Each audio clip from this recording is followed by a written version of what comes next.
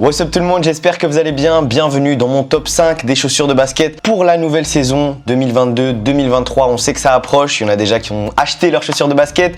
Ça arrive un peu tardivement, veuillez m'excuser, mais je vais vous proposer les 5 chaussures les plus performantes à mon avis, ça reste très subjectif, pour commencer la nouvelle saison 2022-2023. Et on va commencer par les 3 valeurs sûres de chez Nike. Comme d'habitude, c'est les modèles les plus vendus, mais pas pour rien. Et on commence avec la Nike Kyrie Low 5, qui est à mon sens l'une des meilleures chaussures de basket à l'heure actuelle. Je m'explique, c'est une paire qui est basse. On sait que les basketteurs aiment de plus en plus jouer avec des tiges basses. Une paire qui accroche, qui est confortable, qui apporte un bon maintien. Le seul bémol sur cette Kyrie Low 5, c'est qu'il y a pas mal de joueurs qui m'ont fait un retour comme quoi lorsqu'ils achetaient la paire, ils avaient un petit peu mal au niveau de la cheville. Parfois ça s'estompe au niveau de quelques utilisations, parfois ça reste au niveau de cette douleur. À mon sens, elle a tout ce qu'il faut pour qu'un basketteur puisse se sentir au mieux et avoir les meilleures performances sur le terrain. Par contre, je vous recommande quand même de l'essayer avant de l'acheter si vous avez un magasin pas très loin de chez vous, parce qu'il y a quand même pas mal de retours autour de ça. Qu'est-ce que je pourrais dire d'autre au niveau de cette Kyrie 5 ?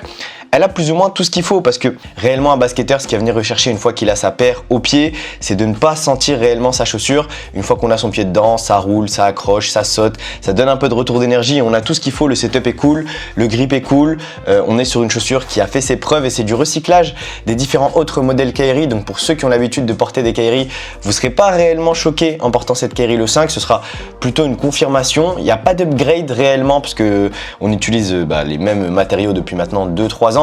Donc pour ceux qui se sentent à l'aise avec des Kyrie, la Kyrie Low 5 est une bonne option. En plus, elle est juste au-dessus de 100 €. C'est pas si cher que ça, c'est juste en dessous de la moyenne.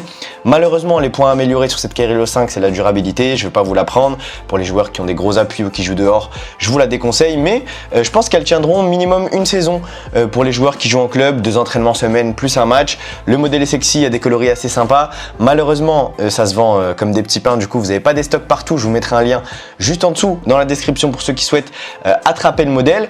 Il y a la nouvelle Kyrie qui va bientôt sortir, mais la Kyrie Low généralement sort toujours au niveau de la fin de saison de basket. Donc pour ceux qui souhaitent une tige basse, partez sur cette Kyrie Low 5.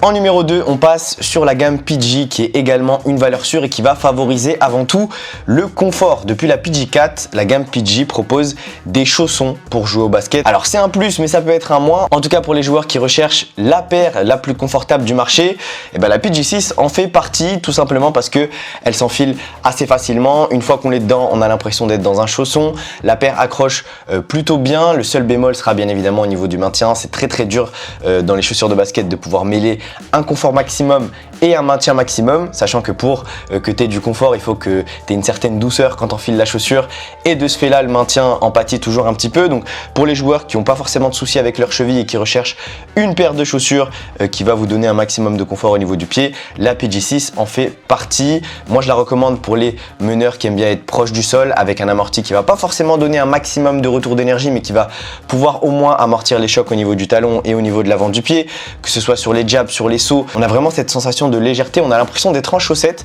sur ces PG6. Alors j'ai pas réellement le meilleur coloris, mais sachez qu'il y en a une ribambelle qui sont sorties sur le site Nike. Je vous mets un lien juste en dessous dans la description. Elles sont proposées aux alentours de 120 €. Pareil, c'est un prix qui est assez abordable et qui plaira à vos parents si vous leur demandez d'acheter vos chaussures de basket pour vous.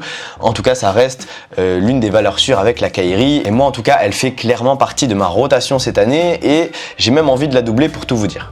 En numéro 3, toujours c'est Nike, et là on est quasiment proche d'un coup de cœur, c'est la Nike KD 15. C'est une paire qui mêle le confort, l'amorti, les bonnes sensations sur le terrain. Elle a réellement tout ce qu'il faut, et en tant que basketteur, c'est sûrement l'une des meilleures options. Alors, il y a des bémols partout, on l'a vu juste avant, et sur cette KD 15, c'est le maintien au niveau du tendon d'Achille. Vous savez que Kevin Durant, lorsqu'il enfile sa chaussure, il fait très rarement ses lacets, ou lorsqu'il les fait, il les serre pas du tout au maximum, et du coup, lui a besoin de pouvoir avoir cette liberté de mouvement au niveau de la cheville, et je sais que pas mal d'entre vous recherchent aussi avant tout du maintien au niveau de la malléole, et c'est pas le cas sur cette KD 15.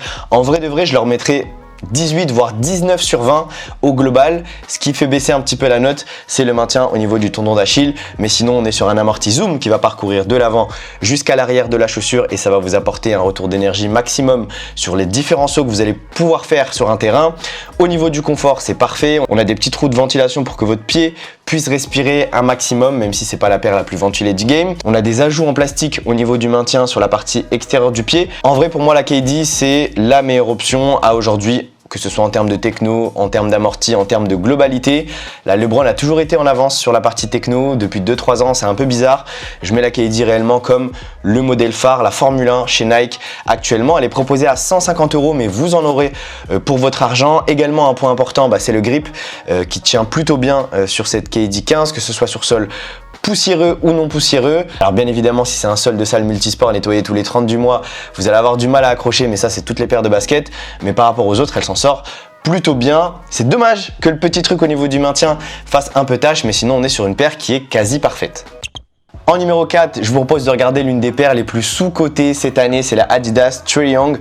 Pourquoi je vous parle de la Adidas Trae Young 1? Parce que on a déjà des visuels qui ont fuité sur la Trae Young 2, mais ça reste une paire qui est une référence au niveau du maintien, au niveau de la largeur de semelle, au niveau de l'accroche au sol. Je sais qu'il y en a pas mal qui l'ont acheté cette année et qui ont réellement kiffé. Il y a pas mal de coloris qui sont sortis et surtout, vu que la Trae Young 2 va sortir, vous allez pouvoir choper des coloris sur le site d'Adidas en solde aux alentours de 70-80 €. Également, je vous mettrai des liens juste en dessous dans la description. C'est une paire qui va pas convenir aux joueurs qui recherchent avant tout du confort. Elle va convenir à un archétype de joueurs du meneur au pivot qui vont rechercher une chaussure tige basse qui propose du maintien. C'est très rare en fait d'avoir les deux, hormis sur la Kyrie et sur la Trae Young. Une chaussure qui va être vraiment très basse en dessous de la malléole, mais qui va favoriser un maximum vos appuis, votre stabilité, votre assise sur le terrain. C'est une paire qui tient plutôt bien, même sur des grands pieds. Je la recommande pas forcément pour les grands pieds d'un point de vue esthétique, parce qu'on dirait que vous avez une baguette au pied, mais sinon tout le reste fonctionne bien. Moi regardez, je l'ai utilisée cette saison, elle tient plutôt bien. Je trouve que la paire se bonifie avec le temps, elle met du temps à se faire. L'amorti Light Strike n'est pas celui qui va directement se faire à votre pied, il va falloir quand même quelques sessions, mais une fois qu'on s'y habitue, vraiment on kiffe avec cette Trae Young et c'est important de le souligner. La cinquième paire que je vous propose, c'est la Tarmac SE 900. C'est la révélation pour moi cette année, laissez-moi m'expliquer. C'est une paire qui, bien évidemment, a toujours cette image d'entrée de gamme par rapport à la SE 900 de l'année dernière. Cette année, on est réellement sur une vraie paire pour jouer au basket. Si j'enlève tous les logos Tarmac et que je vous fais essayer cette paire, elle est digne d'une paire Nike, Adidas, Under Armour et je pèse mes mots. Vous savez que je dis la vérité et que je parle français. Cette Tarmac SE 900, elle est réellement performante sur le terrain, polyvalente, elle accroche, elle propose du maintien, un grip qui est assez moyen mais ça fera le taf pour toute une saison, une paire qui est durable et ça différencie par rapport à d'autres modèles. Le seul bémol, c'est que malheureusement la paire l'année dernière était en dessous de 100 € et là cette année elle est aux alentours de 110 € sur des coloris qui sont assez sympas. Là j'ai le coloris Boston, mais on est sur une réelle paire qui va performer sur les terrains et permettez-moi de vous rassurer à ce niveau-là. Ce qui est cool avec la Tarmac SE 900, c'est qu'elle est dispo dans tous les magasins Decathlon et donc si vous habitez en France, mais pas que, vous avez un magasin Decathlon autour de vous et donc vous pouvez y avoir accès. Je vous recommande d'aller en magasin, de tester la paire et de vous faire votre avis, de me dire aussi en commentaire pour ceux qui l'ont qu'est-ce que vous en pensez, mais pour moi c'est une excellente option à aujourd'hui pour jouer au basket. Je la mets en 5e position, c'est pas pour rien parce qu'il y a des modèles qui sont meilleurs que je vous ai présenté juste avant, mais je la mets quand même 5e et il y a pas mal de modèles que j'ai testés et c'est pas pour rien non plus parce que le modèle est réellement cool. Le point que je vous ai pas dit sur cette Tarmac, c'est qu'on a un amorti qui est beaucoup plus moelleux que le modèle juste avant. Moi ça me posait un petit peu problème la rigidité. Là on est vraiment sur un modèle moelleux et performant et ça c'est très bien. Du coup je vous le recommande à 100%. On a parlé des 5 modèles très rapidement, mais il fallait que je vous parle d'un modèle qui m'a réellement surpris en ce début de saison 2022-2023. C'est la Puma Nitro Rise. J'en ai parlé sur mon compte Instagram, j'en ai même fait un test et on est sur une note globale qui est excellente. C'est une paire de baskets qui a tout ce dont un basketteur a besoin sur le terrain, mais dans un prototype un peu différent. On est sur une paire qui est très confortable. Ça, c'est le point numéro 1. Le point numéro 2, c'est une paire qui propose un grip de compétition. Regardez-moi ces motifs qui sont assez profonds, qui ont assez d'espace et qui vont permettre d'avoir un grip réellement stylé. Je sais que c'est l'un des points les plus importants pour les basketteurs d'avoir une accroche au sol du tonnerre. Et une fois qu'on a du confort et une accroche au sol, eh bien, on est déjà sur un modèle qui est top compétition. Pourquoi? Parce que derrière, il faut juste assurer un petit peu de maintien, un design stylé, un peu de ventilation, de la durabilité et on est sur un modèle parfait. Malheureusement, on n'a pas tout ça sur cette Puma, mais elle coche les cases qui sont les plus importantes lors d'un choix d'une chaussure de basket. On la porte, on est bien dedans.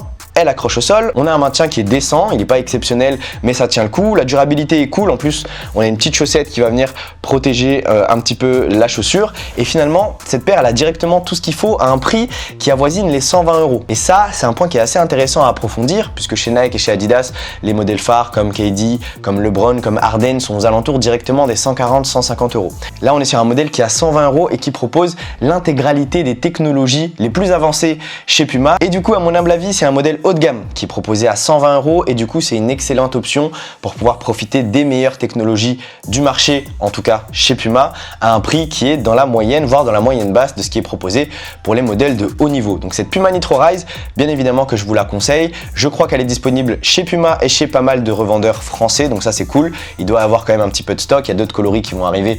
Si le orange vous parle pas trop, je vous avoue que c'est pas mon coloris favori et il y en a d'autres que je vais sûrement cop au fur et à mesure de la fin d'année, mais ça reste l'une des meilleures options pour jouer au basket pour cette nouvelle saison. Voilà les amis, je pense qu'on a fait le tour. Pour ceux qui souhaitent acheter des modèles, n'hésitez pas à vous rendre juste en dessous dans la description, je vous mettrai tous les liens vers les chaussures. J'ai fait exprès de faire un modèle beaucoup plus court, beaucoup plus concis, beaucoup plus précis pour vous apporter le meilleur de l'information en un minimum de temps. Force à tous pour votre saison, pour la rentrée au basket. Je sais qu'il y en a qui ont déjà acheté leur paire. Pour ceux qui n'en ont pas encore acheté, n'hésitez pas à partir sur ces modèles, c'est réellement des valeurs sûres. J'ai fait exprès de partir sur des modèles hauts, des modèles bas, des modèles qui maintiennent, des modèles beaucoup plus confort pour vous donner une palette de choix assez large et qui va vous permettre d'aller picorer par-ci par-là les meilleurs modèles pour votre nouvelle saison.